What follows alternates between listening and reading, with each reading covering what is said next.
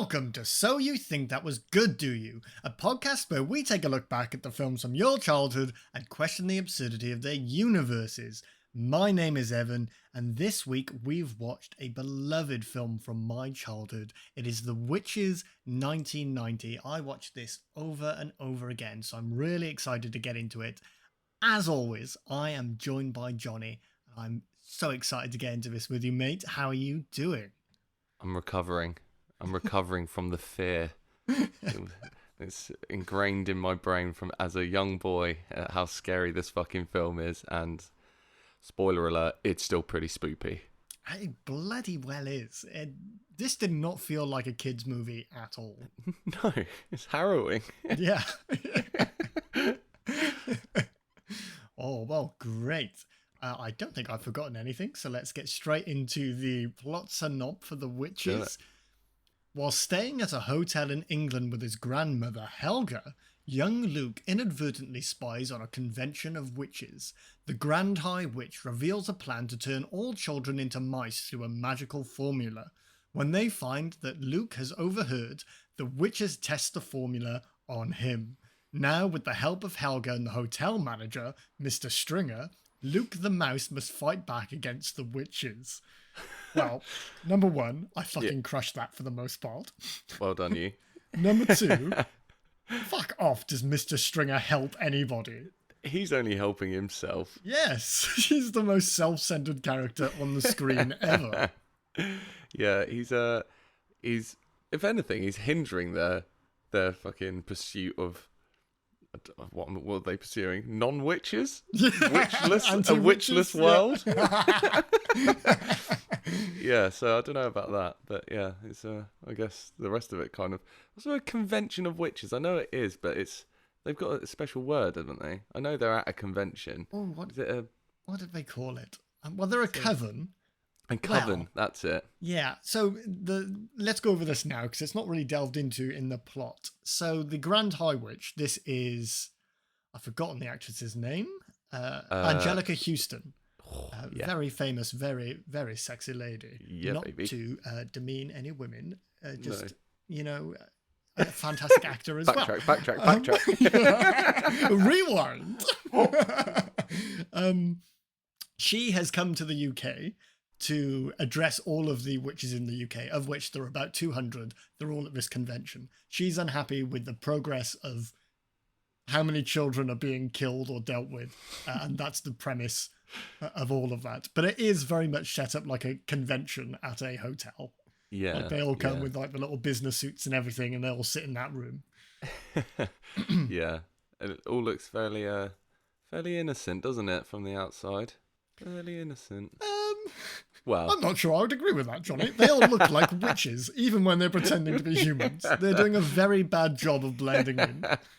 They all look ordinary, Evan. As we know. Oh, okay. So I'm going to remember this time. Let's put a pin in that and get back to it later. Well, we'll get to that later. We'll get into this, but... But will they ever? Okay, well, let's get started with The Witches 1990. God, I'm so excited. I'm smiling, man. I've wanted to do this film for so long.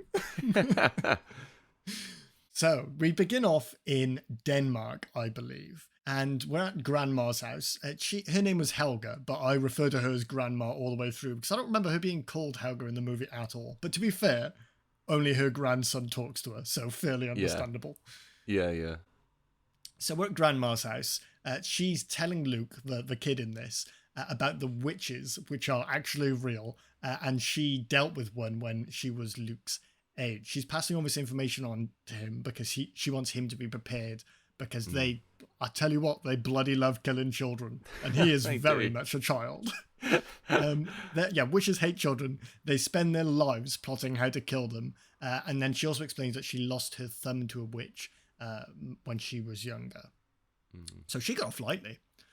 She tells Luke about Erica, a young girl who lived in her village in Denmark when they were both young. And she was actually taken by a witch in the village And this is where things start to really ramp up because it's not like she just disappears. Later on, No. we go to her parents' house and the kid has been trapped in a painting. And it's not like she's just stand still forever. She grows and ages on this painting and on this farm in the painting and then just dies. She just fades dies, away at some point. turns into an old woman and then fades away. They say what makes that witch dangerous is that she doesn't look dangerous. And I posit that she absolutely fucking does. She's got horribly like leather boiled hands and fingernails like claws. That if I saw that woman in the street, I would avoid, not mainly because she was a witch, but she just looks fucking horrible. I'd be like, she's got leprosy or something. And leprosy is dangerous, so We put them on islands for a reason. Yeah, so 6 weeks later, her father sees that she's trapped in this painting and she grows older. She fades away. She's passing all this on to Luke, Luke's grandmother, so he's proper frightened of witches. Luke's parents are then like, okay, no more scary stories. That's enough from you, Grandma. And they go out for the evening. And I cannot tell you how much this scene parallels Batman, where they're both like going out to the opera or something. And you can tell straight away when they're saying goodbye that they are not coming back. There are big, these guys are going to die vibes. These guys are going to die vibes. they're already in their like coffin suit. They're like, we're going out for a night on the town. Oh wait, no, we're going off Sure to you a are, coffin. Mum and Dad. Yeah, we're going out for a knife on the knife on the coffin. Oh god, it started already, Evan. Started already. Save that one.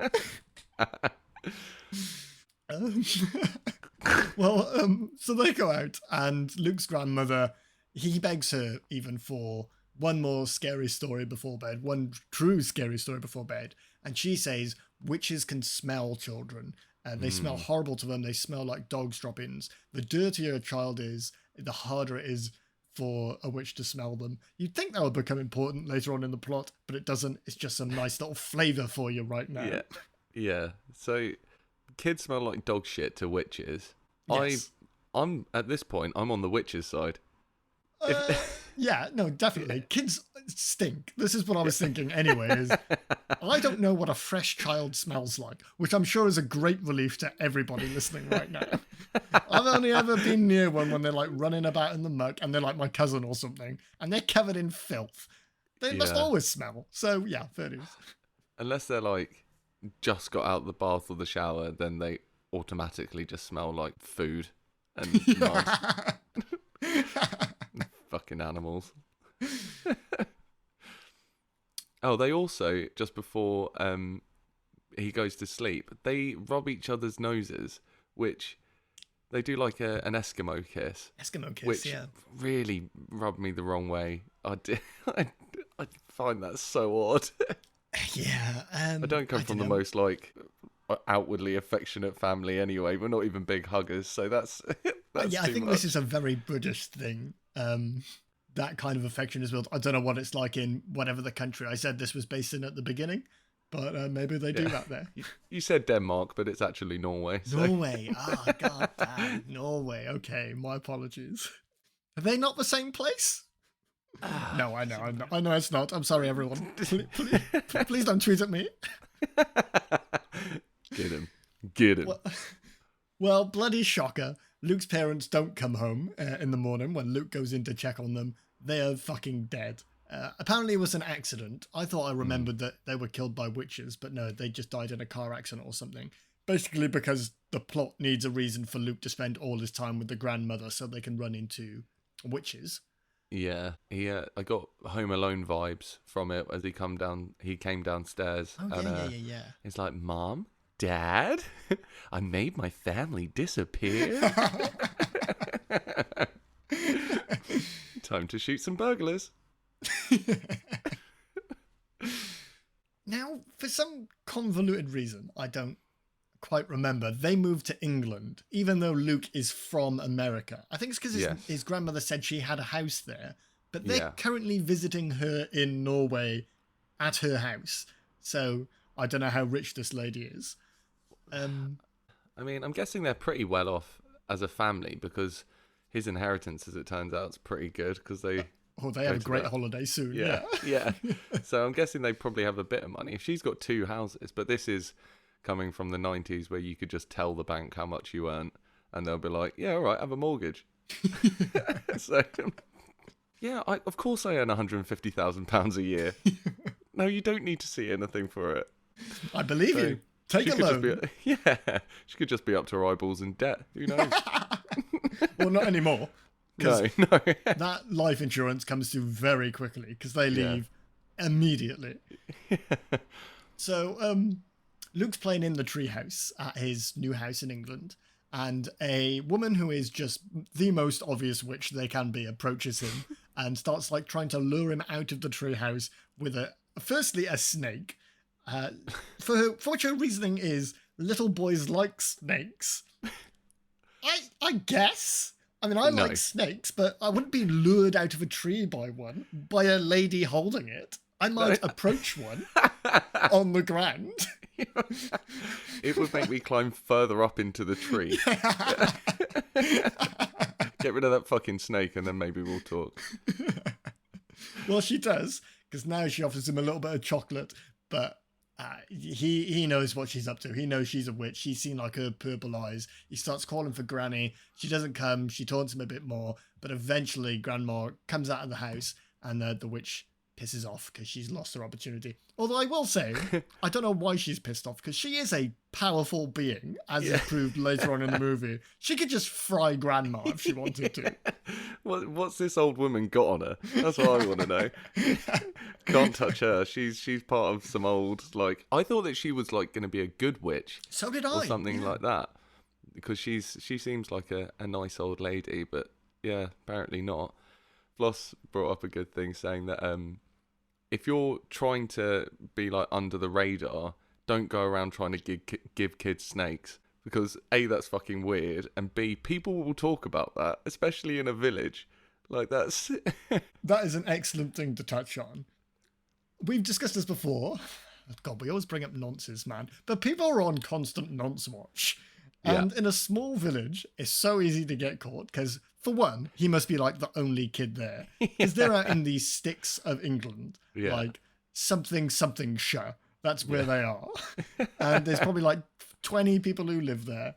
You can tell by the roads they walk on, where it's just this tiny slither of pavement that was put in probably about 100 years ago. But this woman makes no effort at all not to be seen trying to lure a kid out of the tree on the only road in the village, I'm positive. I guess puppies and sweets is a newer thing. It must have been a trial and error basis that they were working on. Cross snakes off the list. Snakes don't work. Chocolate, perhaps. What else do little boys like? Well, we know they like snakes, but that one's not working, so... Maybe we need a palate cleanser. We'll try puppies. That doesn't work. Back to snakes. But I think they love eels as well. Well, they kind of like snakes, aren't they? Snakes of the sea. Oh, God. Oh, right. Moving along. It's now Luke's birthday.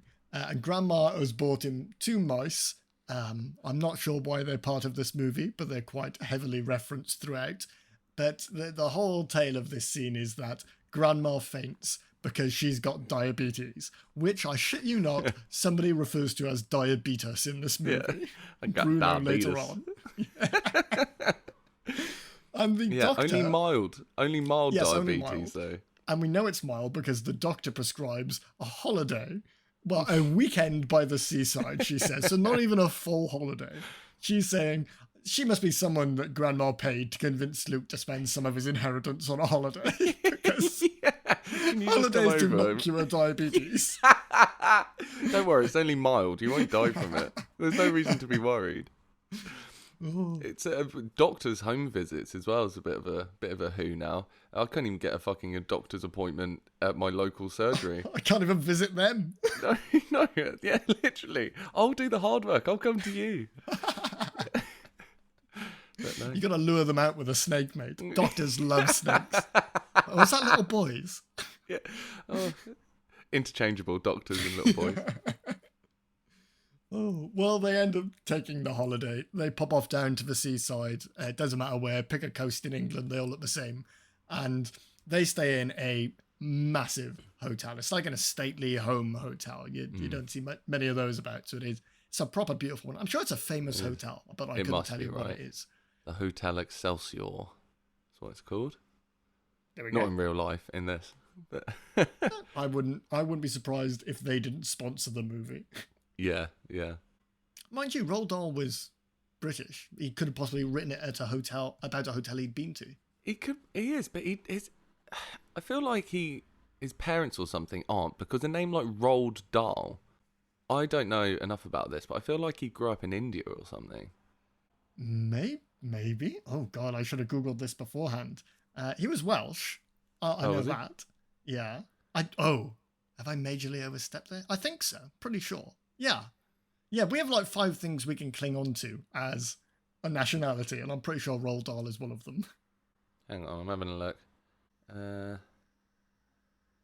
His first language was Norwegian, apparently, which might explain That does why it was explain based this, in Norway.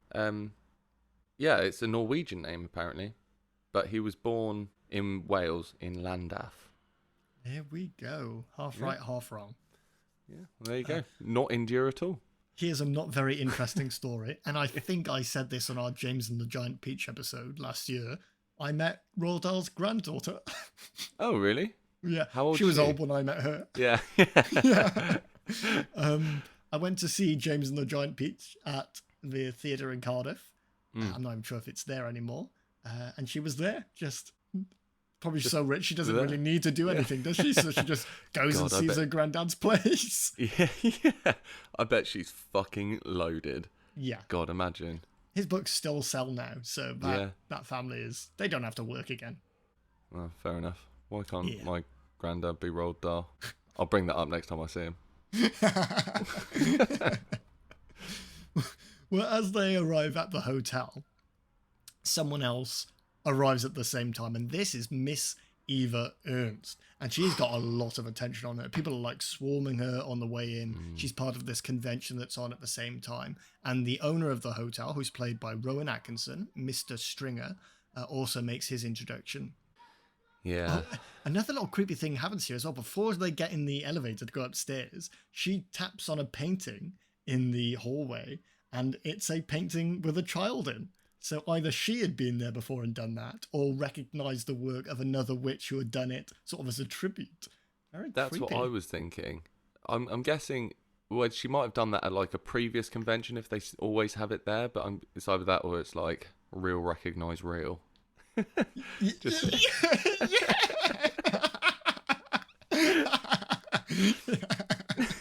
Oh, I like that. But, They do say that they have this convention yearly. Oh, right, but yeah. I couldn't attest to whether or not it's at the same hotel each time. Yeah. And Rowan Atkinson, unpopular opinion, but I don't really like him. Hey, buddy, it's not unpopular here. Me either. Oh, thank God. I don't know whether it's because of James Acaster. Same. Yeah. Brilliant. So for anybody who doesn't know, James Acaster, who is a favourite comedian of ours, and not to speak for you, Johnny, but I bloody love him, and I know you must as well, was with a woman, I can't remember her name, but she was in the Windsors spoof thing. She plays Kate Middleton in that. I only learned this the other day. And whilst doing a play with Rowan Atkinson, got with Rowan, and James Acaster found out in the paper. Not even from her. Well, he wrote a whole comedy special on it. Yeah, it's really funny if people haven't watched Fantastic. it. Was It's it the Cold best Lasagna? one there is. Hate Myself, Cold Lasagna. Oh, not that one. Okay, so sorry, I meant the one he wrote in response to it. So it's not so much about it. He doesn't refer to it as much in that one, but he made this because that happened to him. It's the 4-parter on Netflix. Repertoire. Repertoire. It is the best stand-up ever. We rewatched it recently. It's so good. Fantastic. Oh, not that he needs any shooters out here, but he's got them. He's Very brilliant. famous person. He released an album recently as well. He did. He's a music guy now. It's I'm going to see very him weird. next month. Oh yeah, we watched him last year and he was phenomenal. He was so fucking funny. Can't wait. I can't wait. Beautiful. Anyway, back to our own podcast. So Grandma and Luke are up in their room, and she wants to get freshened up. She's going to have a shower. She's going to unpack. She's an elderly lady. She needs to decompress a little bit. But she knows Luke's a kid, so she tells him to go run around the hotel, explore a bit, and when she's done getting freshened up, he can, take her, show her around. Which is a sort of strange thing to tell your grandson to do when not a month ago you were telling him that witches are real when he should never go anywhere on his own. A bit juxtaposing to her original advice. But he does. Yeah, he just shoots off, gets into trouble immediately. Yeah. I mean, he runs into that boy, Bruno Jenkins, doesn't he? Who is arguably... the most southern boy. Yeah, all right, mate. I mean, he is a horrible little cunt. Same thing. Coming from a southern boy. Yeah, he's a child. I like it because his parents are entitled and they're like, I'm rich, you're not better than me. But Bruno's clearly a boy who's been brought up in that household, but doesn't understand why he feels better than other people. So he's actually still quite a sweet kid, but he is unbearable. He's the first thing he says to him is, how much pocket money do you get? My dad's rich, but he's very tight. We've got 3 cars. All right, he also has ADHD. Yeah. Tell you what, and diabetes. Yeah. He's got diabetes. He fucking can't stop eating. Every waking moment, he's looking for something to eat. It is an issue. He needs to get a handle on that. Props to him. Well, he's going to have a lot smaller a stomach soon, so I think someone's going to take care of that for him. Yeah. So after Luke has had a chance to meet Bruno Jenkins, he and his grandmother go for tea in the hotel. And Grandma recognizes Eva, who's also sat in the dining room with them. She can't quite remember from where, but this is sort of alluding to Eva being the witch that stole Grandma's thumb. And it's never... Yeah. Well, it is alluded to a bit more in the movie because Eva calls her an old adversary later on. But it's never just outright said that Eva is the one to do it. And in the book, this is a bit of useless trivia for you, that isn't hinted at all. Oh, right. Grandma does not know Eva in any way other than from now. The adversary itself lends itself to her having fought this witch. Yes, doesn't that sound interesting? Yeah, and she's lost her thumb in this battle. But if she's the witch that stole her friend, whatever her name was, then she would have only been a little girl. So maybe after that she became like Vin Diesel in The Last Witch Hunter. Oh, yeah. That film is dreadful, but yeah. I think I've only ever seen parts of it, and that was enough for me to know that I didn't want to watch more. It's so shit. Imagine Constantine, great movie. Great film, but imagine that really fucking shit and with Vin Diesel in it. The more we talk about it, I think I've seen it all and I liked it. Oh, no. Yeah. Luckily, in this situation, Eva is a bit distracted. She does seem to clock Grandma, but she's now also clocked a little Bruno, who's looking very appetizing as a disgusting little boy. But also, in no way is Eva, who is very famous, by the way. Everybody knows who she is. She's like an influencer of the time. She's probably in perfume or fashion or makeup or something like that. But she's in no way not trying to look like a diddler, because she is glued to this boy across the room, which is full of people. This is a popular hotel. And it's not just witches there. Normal clientele are roaming around. Yes, that's important to mention. It's full of lots of people. There is about 200 witches later on, but Eva sat at a table of maybe 3, and the rest of the room are all people. You've got Bruno's parents there, you've got Grandma and Luke, and a bunch of other guests we see hanging around, let alone the staff. Yeah, I mean, they have a duty of care to safeguard the people staying there, and if they're not doing their job properly, because this woman is obviously going to kidnap this boy. So we did skip over this scene because nothing much really happens in it, but earlier on, Mr. Stringer, Rowan Atkinson, was angry at Luke for having mice in the hotel. He brought his pet mice earlier from his birthday to the hotel for some reason, and he's told him to keep them out of sight. To Luke, that means go somewhere into a room that's empty, regardless of what that room might be used for, because Luke takes them to the conference hall, the convention hall. It's the big meeting hall in the hotel that's used for big events like this. Yeah. Which he knows is on, because he just saw everyone who was coming to the event. He starts trying to train his mouse there, and people start to come in, so he goes and he hides in one of the back corners because he doesn't want to get caught. But unlucky for him, it's the witches. It is 200 witches piling into the room. That is a sticky situation to be in, as someone who knows about witches. And again has gone off on his own. I'd have pissed myself at that point, I reckon. At least then they wouldn't smell me. Exactly. And that's what annoys me about that plot point coming up, because you can do so much to make yourself smell. Hey, if a witch can't smell me if I smell like human shit rather than dog shit, fine, I will shit myself.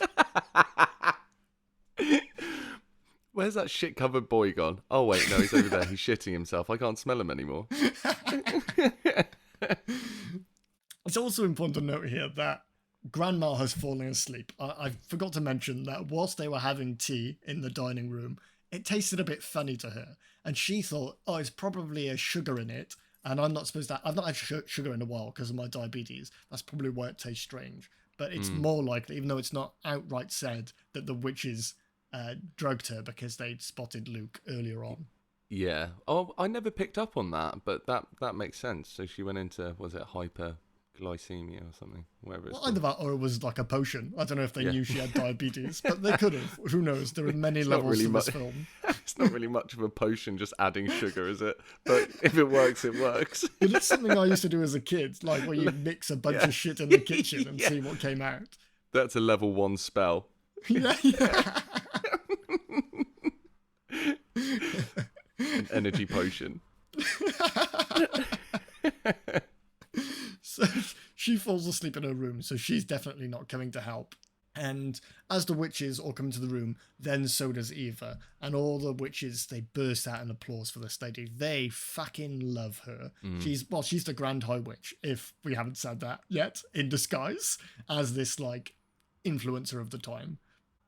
She then gives a signal after the door is locked for everyone to start removing their wigs, because all witches are bald. They have like these horrible scabby heads, and they also have, like Johnny said earlier, these long like talon-like hands and scaly arms, and also square feet for some reason, but that also never comes back into play. It's just, again, a bit of flavour for you. This bit, it reminded me of why it scared the shit out of me as a kid, to the point that I wouldn't watch it.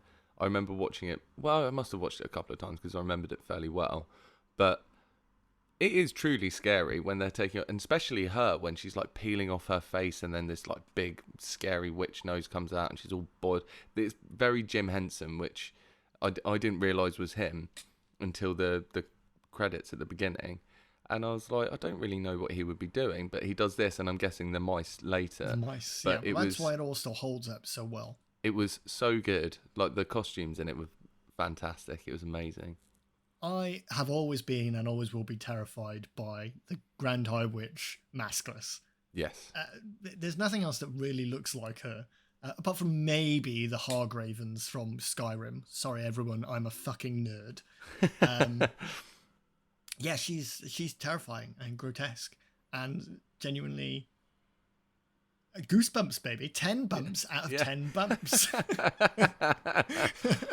She is also not happy. She's angry that all the witches are not killing enough kids in England. 1 a week is not enough. I don't know if she means 1 total a week or 1 each a week. One is much larger a number than the other, but let's not get hooked into that, because she has a much bigger plan. She does. She wants all the children in England gone. Every single one of them. Which will be a problem for England in a few years, I imagine. But she's not worried about that. And specifically, her orders are every child in England will be rubbed out, destroyed, every single child eliminated. Which, as a child watching this, pretty scary. Yeah, you were in England, mate. I was in Wales, so I felt okay. Oh, yeah. For a young boy with, let's say, a fairly overactive imagination... Didn't sit very well with Winking at you, me Joggy. Yeah, Joggy, my guy. Yeah, didn't sit well with me very well at all. Well. Well. Well, it didn't sit well with one of the witches in the room either, because she's like, how are we going to do that? But in a much less snarky voice. She says it a bit under her voice. But the Grand High Witch hears and just eviscerates her. She uses her laser beam eyes to disintegrate her, and sort of makes you wonder if the other witches can do this. And if they can, they don't need this whole plan. They can just start walking around vaporizing people. Thank you. Because this whole bit where they're talking, the plan is that they're gonna buy a lot. Each witch is gonna buy a sweet shop, and then one of them says that we should poison them. She's like, "You're a fucking idiot." Then everyone will know it's us. We're gonna use this special potion that has a 2-hour delay, and this delay then I don't think 2 hours is enough personally. If it's going to turn that child into a fucking mouse, it's going to grow ears, a tail, fur, and then shrink down to the size of a little mouse. If the child's still with the parents, for instance, they're going to see this child turn into a mouse, and then it's not going to take too long to connect the dots, is it? No, not until one parent talks to another parent and is like, well, where have we been in the last 2 hours? Oh, the only candy shop in this village we live in. Yeah. I reckon it was there.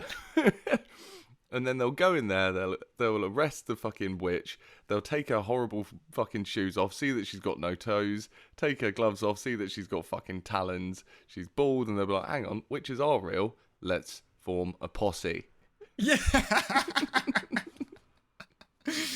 Yeah, we got a whole town of Kevin McAllisters coming together, baby. That's a good movie. Burn 'em. I also want to touch on this plan because it's also insane. So the Grand High Witch, Eva, says she has brought enough money for the lowball in here, 200 people in this room. It is a large room filled with people, witches, and she's going to give them all enough money to buy a candy shop. And not just that, she's going to give them enough to pay 3 or 4 times the worth of the candy shops. So there's no sort of kickback from the owners. You know, it's just too much money to say no to. And I thought I'd do some quick calculations. So I was just about to do that on the fly then, but I'm glad you have. Got about 200 witches in the room. And let's say, low end, you can purchase a person's candy shop in the 90s for about 50,000. This is like small, we're not talking big chains here. We didn't really have them then. These are small, independently owned candy shops. And all you're really buying is the store, probably not even the building, because that's being least likely. 200 times 50,000 each. Yeah. And that's not even 3-4 times the amount. That's just if they were going to accept direct payment. That's 10 million alone. Low end. This woman has 10 million in the 1990s. And all she does, as she says, is go around the world and talk to other witches. No idea how she makes money. She is old, to be fair. It is like made quite clear that she is the oldest and most powerful witch. So maybe she's been invested in shit like since the dawn of time, and the money put away. And in the book, she is like a countess of Norway, which is why she has like that old money. But again, 10 million to just these people in England. She's going to Wales. She's going to Scotland on top of that. She's going to Ireland. That's just the UK alone. She's going to hand out 10 million to each of those. I just don't know where she's getting the capital. And that led me to a more interesting thought of like the remake of The Witches, which came out in 2021, 2020, something like that. I don't know. I forgot they did that, you know. Yeah. What was her name? Something Hathaway. Anne Hathaway. Anne Hathaway played the High Witch. And I just like to imagine that to make her money, to pay all these witches every year, she was doing like crypto and NFTs. And she couldn't do it anymore when they all fucking bombed. Floss and I were talking recently about how if you did live forever, there is no outcome that you just wouldn't be rich. If you think eventually you buy a house and then eventually you can buy another house, you're just accruing more and more and more wealth, unless you just keep fucking spending it all. But at some point, over a long enough timeline, everyone becomes rich.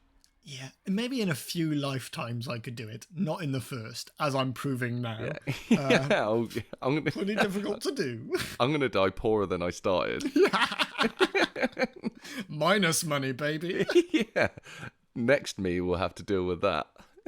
This is something done on podcasts quite a lot, but it is something I like, which is people who say if they were sent back in time, they had a time machine, they were sent back 100 years, they think like they do really well and they'd invent stuff. Yeah. I couldn't do shit. I live in an age of technology and easy access to knowledge, and if I was sent back 200, 100, 300 years ago, I wouldn't make a difference. No, absolutely not. I don't know. Well, I'm a fairly practical guy. I wouldn't have a fucking clue how to make anything. There's the example of like go back and make Google, isn't there? But How? how? Yeah. No one knows how to make Google because it hasn't been made yet. So it's like the light bulb. I don't know how to make a fucking filament. Like, I know the process, but I don't know how to fucking make it. To actually make it from scratch is very different. Touch button, light goes on. Yeah. You work it out. I'll give you the building blocks. So the Grand High Witch reveals that to enact this plan, she has created Formula 86, which is what turns children into mice after this 2-hour delay. And she also says she'd earlier on enticed Bruno, the little southern horrific boy from earlier on, to come to the convention hall on the promise of 6 bars of chocolate. And, of course he's going to show up, if not on time, early. And did you notice as he's entering and the camera pans through the room that all the witches at the back of the hall are men in makeup? They're all old men in makeup. I thought I saw a couple like dotted around, so I'm glad because I was looking for them again and I couldn't see it. But yeah, that tracks. Yeah, no, I didn't see it in that shot, but yeah. I don't know if it was just a short of access to women on set, or if it was like the witches are supposed to look uglier as they get older, so they thought using men in makeup would be a more accurate way of doing that. But it's never really like brought attention to it. It's so quick moving. It's like you're not supposed to notice that they're men, but you do, and they are. Yeah, because I remember seeing it, and it was like a flash of a shot somewhere else. I was like, that was a man, and then I looked back, and I was like, maybe it was just a really ugly woman. I don't know. Yeah, I had a couple of those. Yeah. Well, now we've come to possibly the most horrific part of this movie, because it's so visceral, is Bruno's transformation into the mouse after they get the Formula 86 into him. And they show, for one, this is such kudos to Jim Henson's company's work, because they make like 8 models to show like the transformation of Bruno into a mouse. Yeah, the first one is impressive. prosthetics and stuff, so that must be the art department. But then like did these actual full models of half men, half mouse things, eventually till he gets down to just mouse size. It's brilliant, and again, I cannot believe this is a children's film. Yeah, it truly is harrowing. It's fucking it's scary. It's like I said, terrifying to a young boy with an overactive imagination. Me and Joggy were terrified. Quivering in your cupboard. Yeah. I don't know how this passed any sort of... Was this before PG stuff? It can't have been. No, we had that system then. I just don't know how this made it out to audiences for children to see. It's crazy. I feel like there was a lower bar, and maybe because it was a book, they sort of gave it a bit more leeway, because they're the target audience of the books. But I don't know. It's on the people who not grade it, but rate it, isn't it? I suppose. Yeah, I guess so. I don't even know who does that in this country. No, it's probably the same board, isn't it? I wouldn't think so. I think we have no, because we have a different system here to they do there. Oh, really? Yeah, they have like R and stuff, don't they? We don't have R. That's true. 18, and very, very few 18 movies get made here. That's true, actually. Very few do. Yeah, well, because there's no, like, there's people who are younger who go to the cinema, who did. No one goes to the cinema now, but it is people who were younger who went. Yeah, so you'd maybe see a PG-13 more often. 15s are rare as well, but most things PG-13 U. That's fucking embarrassing, isn't it? I don't know if it's true here, and I don't even know if it's true for film, but I know it is for games. But the reason that there is a rating system for that is because of the game Mortal Kombat, which I probably said in the Mortal Kombat episode from last year, but here we go again. Again, didn't know that. My brother bought me that for Christmas. He gave me his old Nintendo 64 with one game, and it was Mortal Kombat. And I was probably about 8. And I don't... Yeah. I'll be honest, I got them early too. I didn't get... So the one you would have gotten would have been somewhere between 1 and 4, I reckon, if it was on a Nintendo. But I got started off with the 3D ones. I don't know why my mum bought them for me. There were 18 games. But no, I still love them. The new one comes out in September. I can't wait. Yeah, the trailer looked sick. Mint, yeah. Anyway, we keep diverging from the plot. But I digress.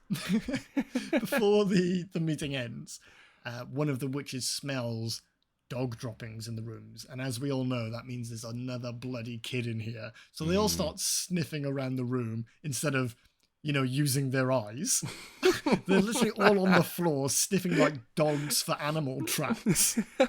Rather than looking in the only corner where someone could possibly be hiding. Because there's like this... I'm not sure what it's like. What you'd get dressed behind in the 1800s. Yeah, one of those like modesty. I can't remember. Blinds. They've got a name. It's like a wooden blind, isn't it? Yes. Yeah. Yeah. Yeah. In Pirates of the Caribbean, someone's getting changed. You throw your dress over the top so they know you're all naked and sexy. Yeah, one of those. I know exactly what you mean. That's what I was thinking about too. Oh God. Well, Luke manages to get away. He just fucking pegs it. To be fair, props to this fucking kid here, because he gets the fuck out of this room. He picks up a chair, fucking cracks the window open. He's out on the downs. Before anybody knows what's happening, this boy is sprinting down the coast. An excellent juxtaposition to like normal horror movies where they're tripping and running and everything. This is brilliant. He needs to play rugby or something, because he's fucking evading every single tackle from 200 witches. He's like handing them off to the face. He's fucking seriously good. But it's so good. This is the bit where he's running away and the high witch, pushes the pram down the fucking hill, right? Yes, and an important modifier here is that it's in broad daylight. Yeah, next with the mother to the nearby. Mother. Yeah. Yes. Which is awful. But when I was first started seeing Florence, we were walking in Tunbridge Wells and there's this big hill, and we were just walking down the road to get some food or something, and a pram rolled out towards the road, and just like I didn't even have to like quicken my pace or anything. I just walked, put my hand on the pram, pushed it back up to the people whose baby it was. I was like, I think he lost this. And and Florence was like, that was fucking good. Fair play. That was fucking smooth. Moments like that happen very, very rarely. But for me, just to stop a baby that was going to probably die, give it back. Weirdly, the parents would look to me like I was a fucking weirdo. That's what I was going to ask. Because that is so quintessentially British. You were a hero in that situation. Not only did you look cool as fuck, you actually just saved a baby, which is something some people can only dream of, even being the opportunity to do. And I bet they just looked at you like you just came over to touch the pram. That's what the look they would have given exactly what it was. Yeah. Fucking. And I was like, don't need to say thank you, mate. Don't worry about it. Fucking dicks. Yeah. You should have just let go of it. Let it roll back you know down what? the hill. Fuck this. Fuck you then. Chuck it down the hill. Yeah, probably one of the coolest moments of my life. That is cool. Yeah, it's pretty good. Thank God we did this movie, or I'd have never have heard that. Yeah. It doesn't come up very often.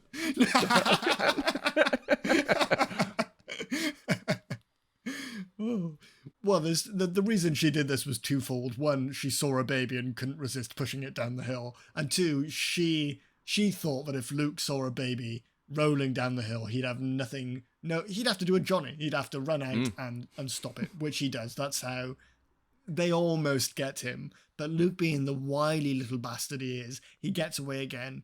and he circles around the hotel and gets back up to his room. But unfortunately, old Eva, the Grand High Witch, has beat him there. This is where the Grand High Witch calls Grandma her old adversary and is like, I'll deal with her later. I'm dealing with you right now. And they drag him down to the conference hall, a kicking and screaming boy through a, again, very busy hotel in peak season, rather than just doing it in the room. But they have to make a spectacle out of it. They bring him down back to the conference hall. They bolt him down onto a table, and they drop 5 drops, which is over 100 times the dose needed to turn someone into a mouse in 2 hours, immediately, which is insane, because how is 5 drops 100% of the dosage? Yeah. Wait, 100 times the dosage, so not 100%, 100 times. How do you get less than a drop out of a dropper bottle? Well, this implies that maybe he turns into some kind of super mouse, or Well, he can this talk. is his origin story. A mouse boy. Yeah, my fucking little sick brain, when they put him on the table and hold him down, I was like, they're off to fucking sacrifice him. Again, they could have just done that. They already know this formula works. They need this boy dead, so kill him. That's my note here. So if the aim was to kill him, just reduce him to smouldering ashes like the last witch. Oh yeah, I forgot she can vaporize people. Yeah.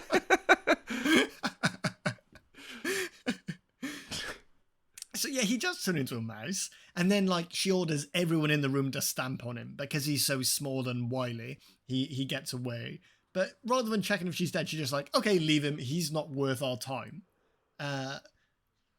It makes you wonder whether or not she knows if the mice can talk, because she's definitely tested this before because she was confident it would work in front of everybody. Surely those mice would have talked to her. Like, please turn me back, witch. So she's letting this boy escape and go back to his grandma, who she knows is an adversary. I'm getting into a hole here, but she could have been much more efficient in this. Vaporize the boy. Vaporize the boy, or when he turns into a mouse, pick him up. Yeah. Don't just try and stomp on him. You know, pick him up, put him in a bag. I don't know. It's not that hard. Yeah, no. But it's a mouse. It's not a fucking Rottweiler. You know what I mean? Well, as we said, Luke's transformed into a mouse. He goes under the stage to get away from them, and he meets up with Bruno, who's also a mouse, but doesn't actually quite know it yet. He's eating some cheese or something under the stage, and Luke has to convince him over 3 minutes that he's a mouse. And then he finally realises. He's been so busy eating, this boy didn't realise he was a mouse. This is the best turn of events for Bruno, because now all food is giant food for him. And I have this fantasy. What's that film? Was it Downsizing? Was it Matt Damon? Where they all get shrunk down because the Earth's overpopulated? I've never seen it, but that sounds like a movie. It's that. I feel like it's within the last, probably, I'm going to say 5 years, but it's probably more than that. But yeah, they've got a bottle of Absolute vodka with a little tap in the end, and it's a huge amount of vodka. It's a boatload of vodka. That's all I could think of. I would love that. I would design my own little house with a 3D printer. I could have the house that I've always dreamed of. But as we've discovered, no light bulbs and no Google. Yeah. No tiny Google, no tiny light bulbs. Oh, God. When they discover that they can talk, Luke says that I was like, oh, that's weird. Granted, yeah, it is pretty weird that as a mouse you can talk, but I would say what's weirder is that you were turned from a human boy into a mouse. Yeah, he's pretty okay with that. I skipped this at the beginning. Luke is pretty okay with any sort of harrowing event happening to him. He was kind of nonplussed about his parents dying. His grandma was crying on the sofa. Luke just comes down the stairs like he's just done with his Lego and is looking for dinner. And then his grandma's like, come over here. And he's like, oh, I guess I'll go over there. And he just lays his head on not an ounce of emotion in the boy. Also, the boy who plays Luke is not the boy I remember playing Luke. I have no recognition for this boy in the slightest. No, not at all. I'll tell you what he does have, though. Big old fucking 90s teeth. He fucking does, doesn't he? This is giant 90s teeth. A classic example. Yeah. What I thought happened it to them? was Kids don't have massive teeth now. no, no. Did you ever watch? What's that film? The little vampire or He something? I Yes, so thought it was that's the that boy. boy. I thought it was. Yes, that's the boy from Stuart Little as well. I thought it Yes, was him. yes. But it's not. It's No. some other boy. Yeah, who did nothing else, I'm guessing, because of, well, unless he turned into a different person. Or he turned into a mouse. Only mouse rolls from now on. Stuart Little was a good one for him. Voiced over by Matthew Broderick. He did all the motion capture for Ratatouille. Oh. I love that kids from the 90s have massive teeth, has such legs. That is from the second episode of this podcast, and it comes up so often. Yeah. Because the second one we did was Stuart Little. Oh no, Yeah. it's not. No, it wasn't Stuart Little. It was Casper, I think, was the first one we talked about it, and then Jumanji was where it became big. Oh, yeah. Maybe it was just Jumanji. I don't know. But very early on, those were all released at the same time anyway. Anyway, these bloody fucking little divergences were going on. Divergences? Oh, I'm losing it. Back into the plot. Luke and Bruno now make their way back through the hotel to Grandma's room because they think she's the only one who can help. Well, Luke thinks she's the only one who can help. Bruno's looking for food. They avoid Bruno's parents on the way because they'll squish us if they see us. And at the time, you wouldn't know if they would, but later on we find out they definitely would have. Bruno's mum hates mice. They also see Mr. Stringer, Rowan Atkinson, along the way. This is not a scene I remember from this movie. He's coming out of a room that he's just been in with a maid who definitely has sex here. So they've clearly just shagged. Sorry, I've still got Austin Powers on my mind. Baby. Yeah, groovy baby. Never noticed this scene before, and also wildly inappropriate for this movie.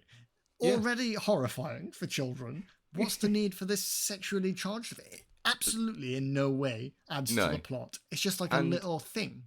It would have gone over my head as a boy. Absolutely. Completely. It would have just been a man leaving a room for some unknown reason. Unknown. I love it. That episode's going to be so good. Yeah. God. Oh, Lord. Yeah, just no idea why it's here. There's a whole like subplot. It's like an E-plot in this movie that keeps coming up between Rowan Atkinson and this maid. They just have these little cutaway scenes where they're developing this relationship, having sex, and then like later on she has a bit of mouse hair on her from where she uses the formula as perfume, and then they're gone from the movie, and you wonder why they were in it. Yeah, we don't see what happens to her either. No, you assume she becomes a mouse. Yeah. Because she had 300 times the dose. Yeah. Unlucky. So Luke and Bruno manage to sneak into Grandma's room, getting past them all. They do cause a little commotion because one of the maids is a witch, but luckily they don't. She doesn't see them, and Grandma now learns that Luke and Bruno are mice. Everyone resigns themselves to it fairly quickly. Luke obviously doesn't give a shit. He doesn't care about anything. Bruno just wants to eat the whole time. And the grandmother's concerned for about 10 seconds and then just completely is just like, all right, well, this is what's happened then. I guess, well, that's witches. I guess you're a mouse then. I did tell him about witches, to be fair. Yeah, this is on you, little boy. Oh. Well, no, but they get straight into action, though, to be fair. And this is something I was going to save for the end, but I think is worth saying now. Because this movie has fantastic pacing. There is not a moment where you're waiting for the next plot point to arrive. It moves from one to one perfectly. It's not too quick. It's not too slow. It just gets to the fucking point. Also, it is a dreamy hour and 27 minutes. Yeah. It's perfect. Yeah, absolutely. It like one thing happens and that makes something else happen and that makes something else happen, and that's how it just develops the story as it moves along. But how I imagine you're supposed to write a movie. And yet this is the outlier in the now 62 episodes we've done. Yeah, which is astonishing because it is, like you said, there's no there's no scenes apart from like that weird thing with Mr. Bean. Sure. Not Mr. Yeah. Bean, Rowan Atkinson. But that's only flashes. It's not really anything at all apart from just something to sort of be like, what the fuck's that about? Yeah, exactly. It still drew my attention, but they didn't dwell on it. Like, No. that doesn't become a larger plot in any way, Yeah. and I'm glad of that. But it was enough to make me go, well, that was weird, and then we just got back into it. Wink, that's for the parents. You know what's There's going on, plenty Mum in and this Dad. for the parents. We didn't need that.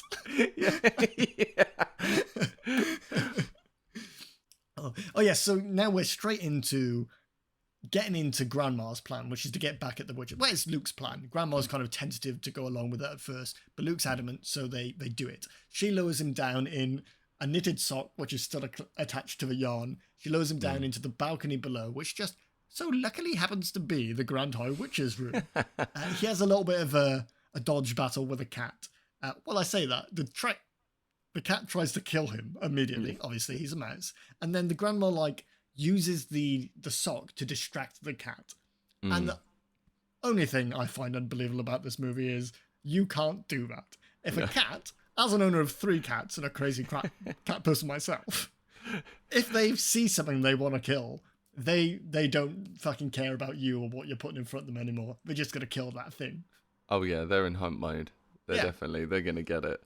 But this is the bit which the mice, because there's obviously puppetry involved from Jim Henson's side, but they also use actual mice in Yes, shots. yeah. How the fuck they do this to get them, whether they just put it in the room and then they put it together after to make it look like it was going towards something, but it's climbing up things to get to something that they want, and it's, how are they training these mice? Can you train mice that well? I know that they do it in labs and stuff, but like... Not me. Well, I think in Hollywood, they can train quite a lot of stuff for film. Because obviously you get your cats, your dogs, your mice in this case. But then there are like fly wranglers and stuff as well. Obviously you can't train a fly, but you can condition them to like be attracted to certain things and stuff.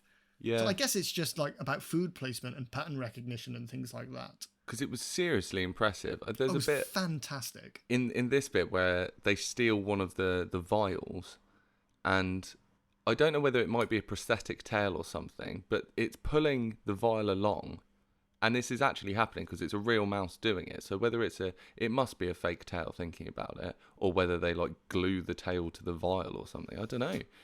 But Wouldn't put it past a 90s movie to glue a mouse's tail to a bottle, but let's hope it was a prosthetic. Probably a mouse without a tail.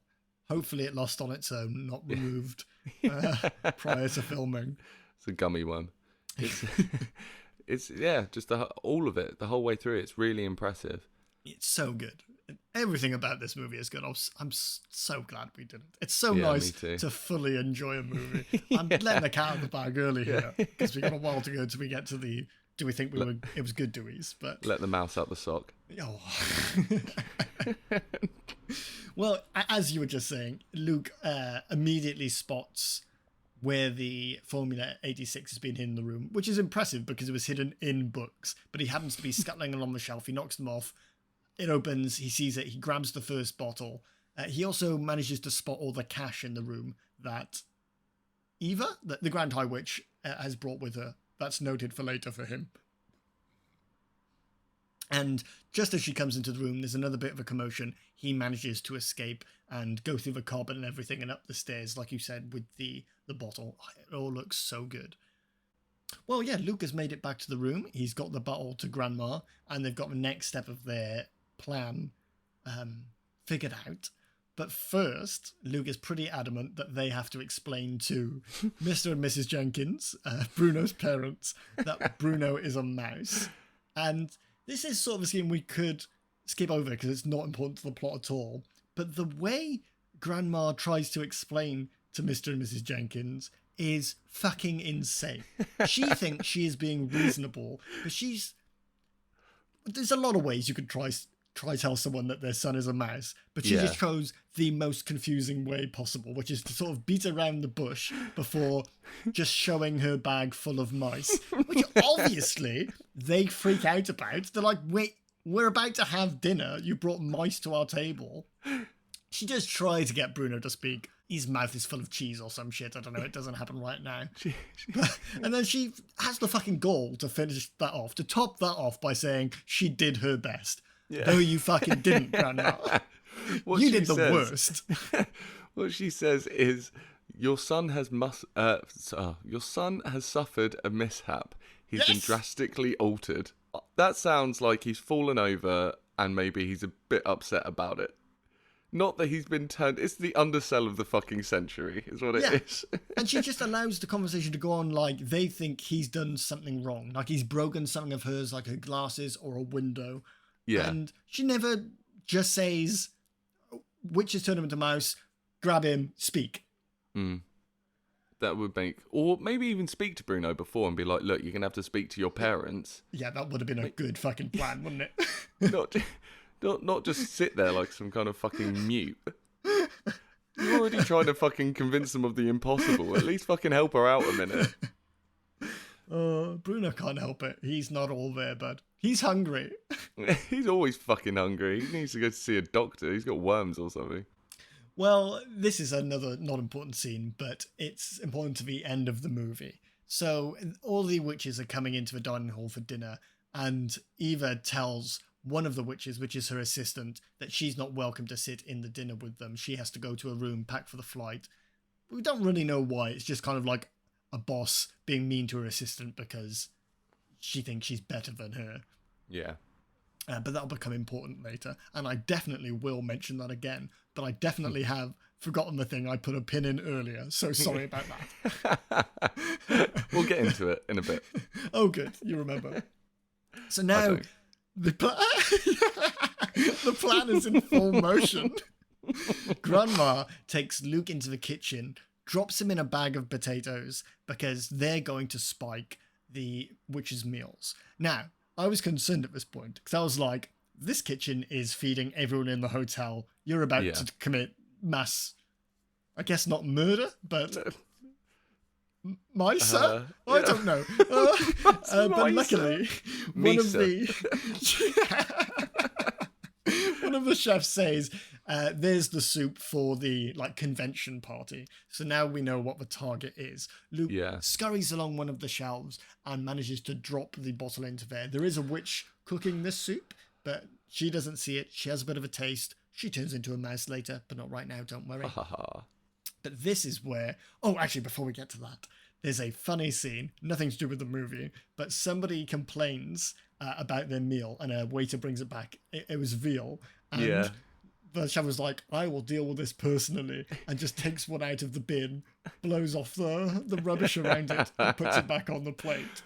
And you like to think that doesn't happen in kitchens, but I have firsthand seen it. Yeah. Not as bad as that, but I've definitely seen them spit on food before and send it back out. That's worse than that. It's disgusting. Yeah, I've eaten out of the animals. Bin. You know what's worse than that? Cress soup, which is what the fucking witches are eating. Cress soup. And fucking what cress. Bruno's dad desperately wants. Yeah, cress, the most tasteless thing you can eat. I would like some water, please. Can I just have some warm water, please? No, I don't want veal. I want warm water.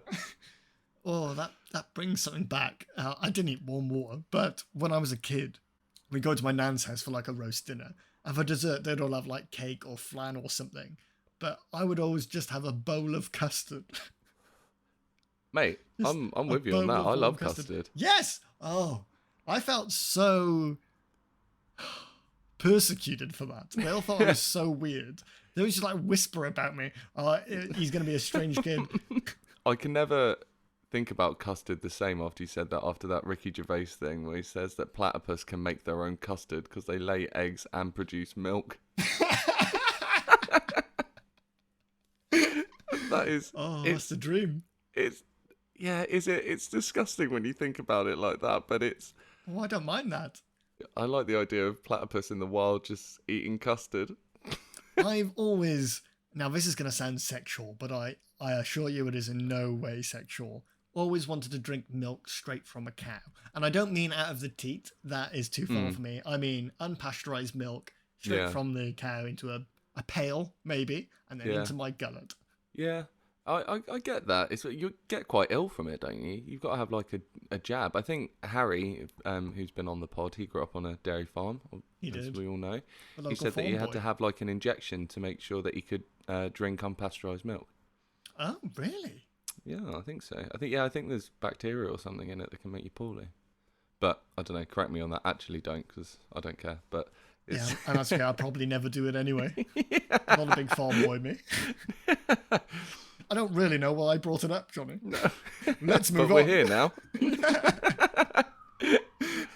Well, Luke gets spotted in the kitchen by one of the chefs, and they go ballistic. Everybody stops cooking the meal they were cooking and just try to kill this mouse. They've all got a knife, they're all chopping wildly, which seems counterintuitive for a kitchen, because you'll just get blood everywhere. Yeah. The clean-up operation alone. Also, the little pervert goes straight into the head chef's pants. Yeah. Why? Of all the places, he just wanted to fucking... Well, it stopped the chopping, to be fair. Yeah, that's true. They weren't going to chop at the head chef. He freaks out completely. Chops his cock off with a cleaver. Yeah, and he uses that as his escape. They all try to get the mouse out of him. They take his pants off, and whilst they're doing that, Luke makes a run for it and gets back out to Grandma, who's in the dining room. He tells Grandma that the formula is in the soup that's been served to all the witches, but Granny just so happens to spot that Bruno's dad has also outrageously requested the same soup that all the convention are having, because he's kind of obsessed with the status of their party. So she just runs over to him and just tips the fucking bowl of soup onto the table, which I liked it because it got to the point. There wasn't this convoluted plan for how she was going to talk to him and try to get him not to eat the soup. She just fucking tips it. I love it. Like a fucking baller. I love this woman. She flat out just doesn't give a shit. And to be fair, it makes him believe what she's saying after that. Just picks it up, slops it on the table, is like, listen, dickhead. Your son's a mouse. Your son's a mouse. I've been trying to tell you. Well, were you? Yeah. He's drastically altered. He suffered a mishap. Oh, and as this is going on, all the witches start twitching and jerking and smoking. All the less powerful ones are starting to become mice. Nothing's really happening to the Grand High Witch yet. She's confused. You'd think she'd know what's going on. But she spots Grandma, whose name I cannot remember, Helga, and she starts coming towards her. She's like, you did this. I've had enough of you. I'm going to deal with you. But she doesn't. She also turns into a mouse.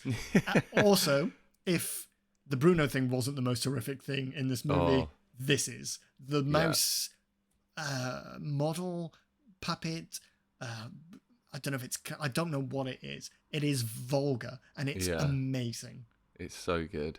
They use this, it's obvious what it is. It's the reverse thing of the green smoke, but where they basically play green smoke coming from the pile of clothes, don't they? But in reverse, it all sort of sucks back into where they came from. Yes. And it's obvious what they've done, but it's such a clever trick that I really didn't mind it. It looked really good. I loved it. Yeah. It looked really clever. I think that's the saving grace of this as well, is the special effects. Oh, is it? No. Whatever the one that's CGI is very minimal in this movie. Yeah. They do not push the boat out at all. Everything is practical effects. Yeah. So that's, you've got Jim Henson involved. You're going to make the most out of that. It's fantastic. The only thing that looked, I guess, kind of jank was the vaporization. That's because such an early iteration of CGI is never going to look good. But you can forgive it. You can see why they didn't do it more, though. Yeah, I mean, when was Jurassic Park? That was what was Big Leaps. That was 94? Well, that was just 93 because it's the 30-year anniversary this year. Yes. So that was when it all came on in leaps and bounds, wasn't it? With all CGI and things like that. Even though quite a lot of that was animatronic. As well, yeah, animatronics. We did have CGI because we had the first CGI owl in Labyrinth, and that was the 80s.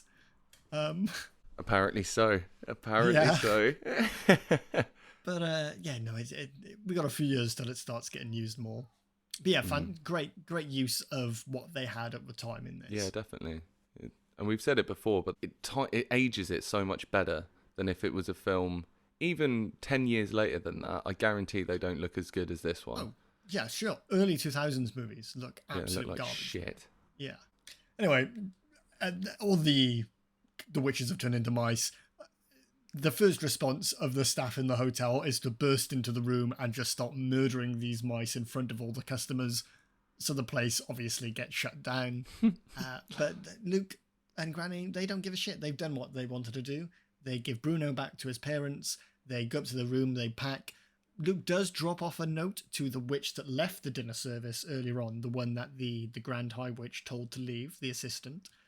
We don't know what that says yet, but then they go home. They pack up and oh no, they don't move yet. So they're back in England now. Yeah. Well, they've always been in England. They're back at home now. And a trunk arrives at the door. Some delivery men drop it off. And inside is all the money from the Grand High Witch's room. And what else? Oh, and the book, the Grand High Witch's little journal, which contains every name of every witch in America, which was her next stop in the tour of this convention tour to give out these formulas to the witches. And Granny's and Luke's plan is to go to America and murder all these witches. Big ask, if I'm honest. Yeah. They got lucky that they had the potion. Otherwise, what the fuck are they going to do? It's lucky they all ordered the same soup. Yeah. The 200 people all were dying for cress soup that night. These are beings that can put people inside paintings. I wouldn't be fucking with them. And also, they'd hear that the Grand High Witch is dead. Yeah. Surely. Yeah, of course. Oh, unless the assistant helps them out later on and tells everyone that the convention's still going on, because we're about to find out she does switch sides. Yeah. Maybe there was some kind of power struggle, she left a massive power vacuum and there was a big witch civil war after that and they kill each other off. That's what they can hope for.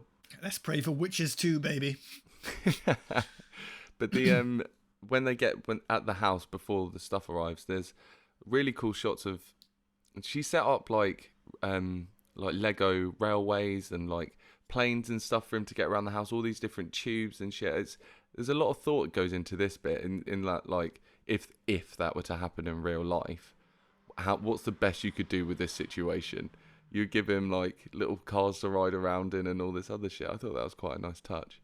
And this is all stuff that Luke had designed earlier, because he'd had those mice and he was designing, I think, a circus. Circus, for them. yeah. Yeah, so she was basing all that on his designs. Yeah. Which was a nice little playing. Yeah. Yeah. Although we get real sad now, Johnny. Because when talking about the plan about going to America, Luke wonders, how long do mice live? It's not very long. No, it's not very long at all, is it? It's a few years, right? 18 months for a house mouse. They better get a wiggle on then, don't they? There are some that can go 5 to 6 years, but that's a specific species. It's not what he is. 18 months to get to America, kill all the witches, and you're dead. A ticking clock. But he doesn't care again. He's not bothered. No. He says this, and it is a very heartfelt moment, but Yeah. he's not taken back by it. In his mind, it's well, I've got this amount of time to get this job done. Yeah. But luckily... It's a weird thing for a young boy to say, to be so open to the idea of death. Just to use his last months to fight evil on a scale that no one knows. It's pretty cool. He's really man. risen to the occasion. Some have greatness thrust upon them, Evan. In these movies, usually the kid actor, well, not the actor, but the kid they're portraying is the worst part, because adults don't really know how to write children. But they really nail it in this one, because they don't make him a kid. They make him... He is a boy, but he's one who needs to act like an adult because of the situation he's in. It's really cool. Yeah. He doesn't need to be like that for long, because luckily the assistant from earlier, who'd actually sent this trunk over, that's what the note was about, has come to the house. She turns Luke back into a human with a snap of her fingers. She also teleports the rats.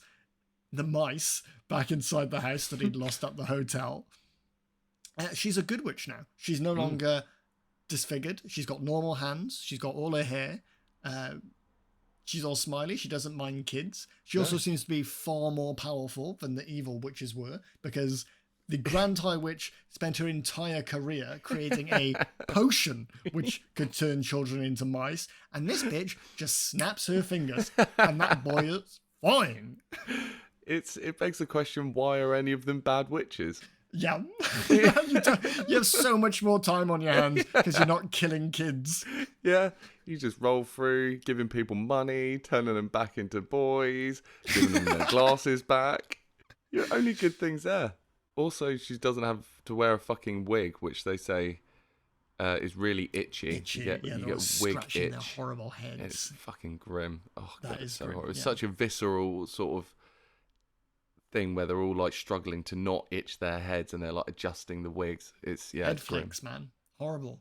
Ugh. Well, that's the end of the movie. And just a bit of trivia before we round this out. That's not the ending of the book.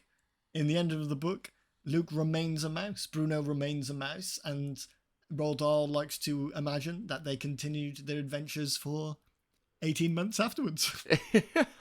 If they weren't on death's door, pretty much, I think I would have preferred that ending. If they would have had like the same lifespan as a normal human, but in a mouse's body, I quite like the idea of. Although the grandmother's getting up there as well, she's going to die soon. That's what I was going to say. That's before I googled the mouse thing. I was like, well, he's just going to be a mouse on his own at some point, because Grandma, she's not looking so good already. She's had a few incidents, hasn't she? She's got diabetes. Yeah. And she won't stop drinking sugary teas and falling asleep everywhere. And smoking cigars. Yeah. But luckily, they probably would have clocked at the same time if that were the original ending. Well, it was the original ending if it had been in this. Yeah. End of the movie. And Johnny, yes? I'm sorry. You've got I'm going to ask me? myself the question first. I've never bloody done this, but I'm going to do it. Evan. Oh, do you want to do it? Go on, do it. Evan, so you think that was good, do you? I bloody well did, Johnny. I enjoyed that from top to fucking bottom. Nothing about it I can fault. Maybe apart from those scenes with Rowan Atkinson where he was doing that weird stuff from The Maid just because they weren't really needed. But at least they weren't long. Best film for the pod I have watched. Maybe ever. In terms of enjoyment. Yeah. Yeah, I love this. Lived up to everything from being a kid. There was no nostalgia affecting my view of this on this viewing. I loved it. I've got nothing more to say. 5 fucking stars, 10 bumps, 18 witches, 86 formulas, everything. Highest numbers possible. I'm going to echo What about you? Yeah, I'm going to echo you completely. I loved it. I think I was apprehensive because I had such strong emotions linked to it from when I was little, and it did genuinely scare the shit out of me. But watching it in a different lens as a fully grown man, it was just perfect. Like you said, the pacing of it was so brilliant. All acting wise, even the boy was a bit iffy here and there, but he was still pretty good for a child actor, especially in the 90s, where apparently it didn't really matter so much. But acting wise, the grandmother especially was fucking brilliant. Angelica Houston, yeah, was fucking brilliant as well. She was so Amazing. good. Yeah. The puppets, I think it took a little bit of time to get used to them as mice, but once I did, I really liked that as well. I think it was a bit jarring at first seeing them as an actual mouse and then seeing it as a puppet. It was a bit of a disconnect, but once you sort of get in the rhythm of it, it was brilliant. Yeah, it felt more stylized when you got into it. You eased in. Yeah. The mouse training, I touched on it earlier, but that was super, super impressive. I want to know how they do that. I like mice. Don't like rats, but I like mice. So maybe I'll get some mice and make my own circus. Well, they don't live very long, so not a big commitment. Yeah. It was spooky still, even, I reckon. Absolutely, yeah. but still light-hearted at the same time. It's just perfectly balanced the whole way through. But then it's Roald Dahl, and so go figure, I guess. But yeah, it was just a good, fun, easy watch. I'm so happy right now. Good. Oh, Evan.